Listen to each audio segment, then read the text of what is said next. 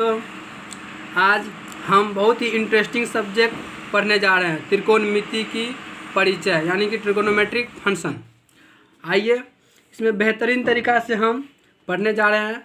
इसके अंतर्गत सबसे पहले हम कुछ रूल रेगुलेशन देख लेते हैं, कैसे त्रिकोणमिति को बनाएंगे, क्या लंब होता है, क्या आधार, क्या कर्ण होता है, इसमें क्या सब फार्मूला होता है, इसको सॉल्व करने का तरीका क्या होता है। आइए हम उसको सबसे पहले जानते हैं। सबसे पहले एक जो हम त्रिभुज बनाते हैं,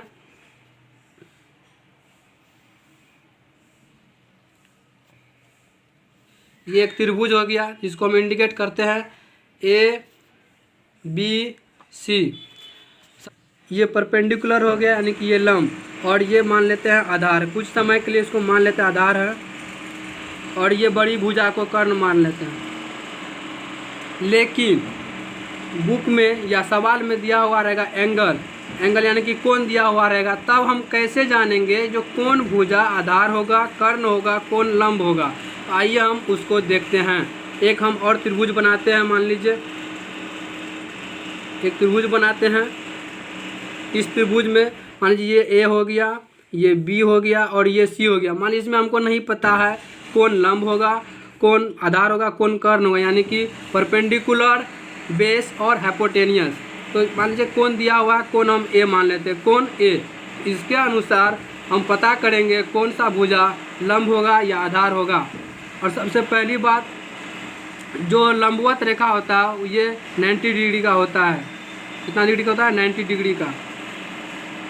कोण A हो गया। अब कोण A से हम डिसाइड करेंगे कि कौन सा भुजा लंब होगा, कौन आधार होगा। मान लीजिए ये कोण A हो गया, इसके सामने वाला भुजा, हमेशा याद रखिएगा दोस्तों, इसके सामने वाला भुजा जो होता है हमेशा क्या होता है? लंब होता है। क्या होता है? लंब होता है। यानी कि जो कोण दिया हुआ रहेगा, यानी मान लीजिए कोण A अभी हम निकाल रहे हैं, कोण A के सामने वाला भुजा कौन होगा, यानी कि वो हमेशा क्या होगा? परपेंडिकुलर यानी कि लंब होगा। क्या होगा?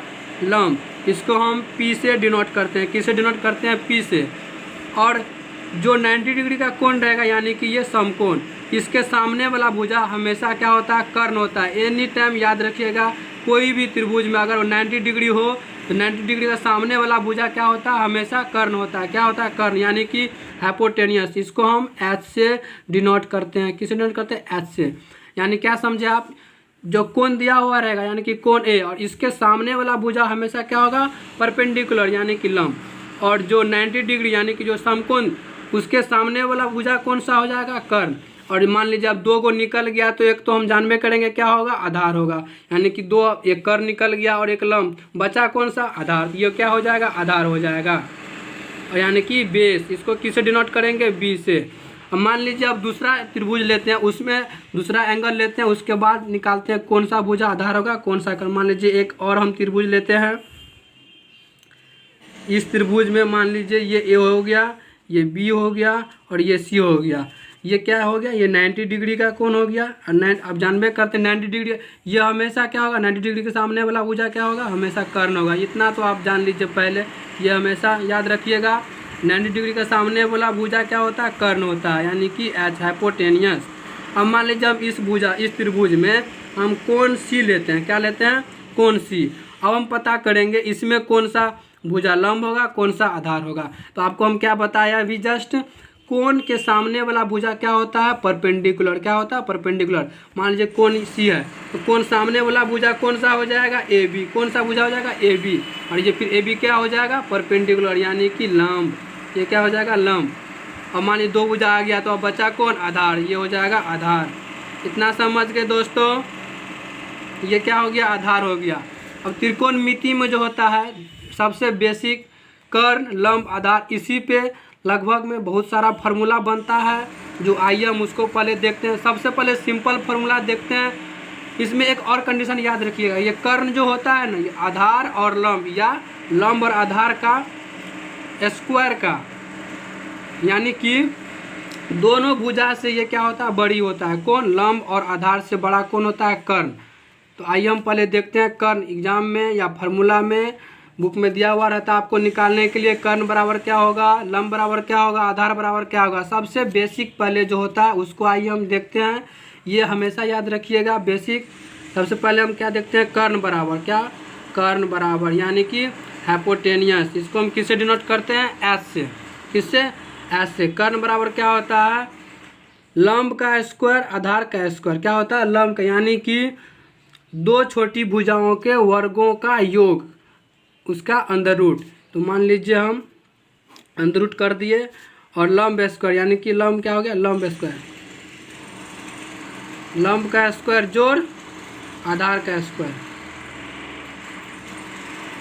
कर्ण बराबर क्या हो जाएगा, रूट अंडर लंब स्क्वायर जोड़ आधार स्क्वायर। अब मान लीजिए आप इसी से एक तरीका से सारा फार्मूला आप निकाल सकते हो, नहीं तो पहले देखिए लंब निकाल लेते हैं। कर्ण बराबर क्या हो गया, रूट अंडर लंब स्क्वायर जोड़ आधार स्क्वायर। अब आते हैं लंब बराबर यानी कि पी परपेंडिकुलर। तो लंब बराबर क्या हो जाएगा, सपोज डैट मान लीजिए कर्ण बराबर अगर ये रूट अंडर लंब स्क्वायर जो आधार स्क्वायर हुआ, हम लंब निकालते हैं तो लंब कैसे हो जाएगा, ये बड़ी भुजा हो जाएगा, और ये मान लीजिए आधार है तो इस साइड हो जाएगा माइनस में, बड़ी भुजा में से छोटी भुजा घटा देंगे तो लंब हो जाएगा। तो रूट अंडर कर्ण का स्क्वायर घटाओ क्या हो जाएगा, लंब निकालना है तो किसको माइनस करेंगे, आधार को माइनस करेंगे। अगर मान लीजिए आधार को निकालना रहेगा तो किसको माइनस करेंगे, लंब को। अगर बड़ी भुजा बोलेगा ज्ञात करने के लिए तो दोनों को जोड़ देंगे, ये हमेशा याद रखिएगा। अगर बड़ी भुजा बोलेगा निकालने तो दोनों को जोड़ देना है।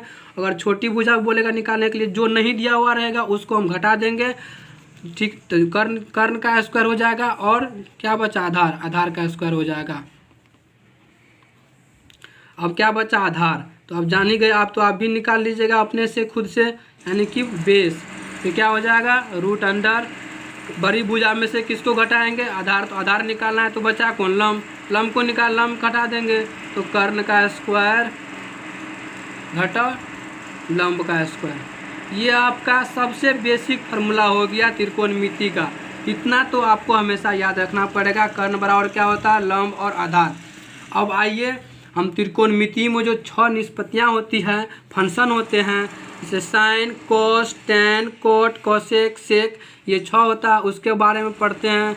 क्या उसका फार्मूला होता है, किस तरह से वो त्रिकोणमिति में फंक्शन करते हैं, किस टाइप से उस पर सवाल दिया जाता है, आइए हम आपको बताते हैं। सबसे पहले ये जो कैसे हम इसको बनाएंगे, कैसे सॉल्व करेंगे, इसको पहले आपको एग्जांपल लेके बता देते हैं, उसके बाद हम आगे का प्रोसेस देखेंगे।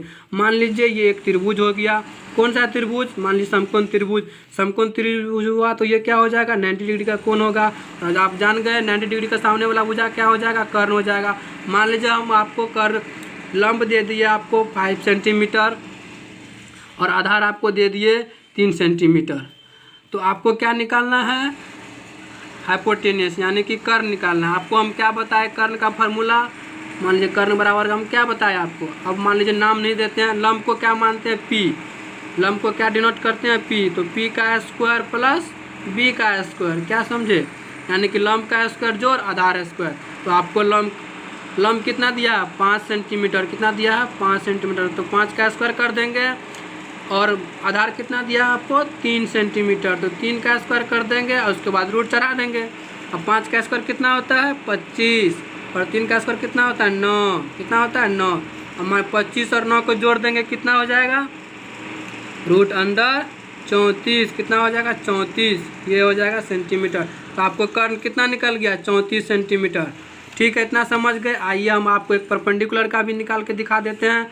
मान लीजिए ये एक हो गया त्रिभुज, ये त्रिभुज हो गया। मान लीजिए इसमें आपको दे दिया ये 5 सेंटीमीटर दे दिया, ये 2 सेंटीमीटर, ये मान लीजिए 4 सेंटीमीटर दे दिया। आपको बोल दिया क्या निकालने के लिए, लंब। पी बराबर क्या होगा, वाट। मान लीजिए हम पी बराबर निकालते हैं। पी बराबर आपको क्या बताया फार्मूला, रूट अंडर कर्ण का स्क्वायर घटा लंब का स्क्वायर, नहीं सॉरी कर्ण का स्क्वायर घटा बेस का स्क्वायर, आधार का स्क्वायर। तो आपको कर्ण कितना दिया है, 5 सेंटीमीटर। कितना दिया है, 5 सेंटीमीटर। 5 का स्क्वायर कर दीजिए, माइनस है, माइनस लगा दीजिए, और बेस कितना दिया है, आधार 4। तो 4 का स्क्वायर कर दीजिए, तो आप कितना हो जाएगा, 25। 5 का स्क्वायर कितना हो जाएगा, 25, और 4 का स्क्वायर कितना हो जाएगा, 16, और 25 में से 16 कितना हो गया बच्चों, 9। 9 का वर्गमूल कितना होता है, 3। तो आपको परपेंडिकुलर कितना निकल जाएगा, 3 सेंटीमीटर। ठीक है, आप इसी प्रकार आधार का भी निकाल सकते हैं। कर्ण का स्क्वायर घटाओ परपेंडिकुलर का, लंब का स्क्वायर घटा देंगे तो क्या हो जाएगा, आधार। अब हम आपको कल बताएंगे इसका त्रिकोणमिति में जो होता है sine cos tan cot sec, इस सब के बारे में बताएंगे कल। ठीक है, थैंक यू दोस्त।